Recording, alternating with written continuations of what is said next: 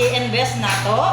So ito gi-discuss nato ning agi nga unsaon pag-invest, no? Gituluan ta og unsaon pag-invest pagpatubo, no?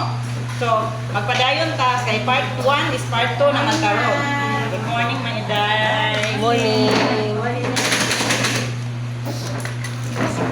So magpadayon ta. So mo diri niingon no, what the pounds represent. So unsa man kuno ni nag-represent ni pound. Kanang mo ang pound is sama sa gihatag sa Ginoo nato is ability, abilidad.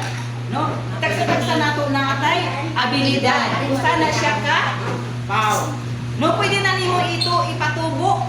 Gitagaan ta og tagsa ka abilidad sa Ginoo aron ta mabuhi. Amen. So, Amen. ang uban ng abilidad is na sila abilidad nga mopanday.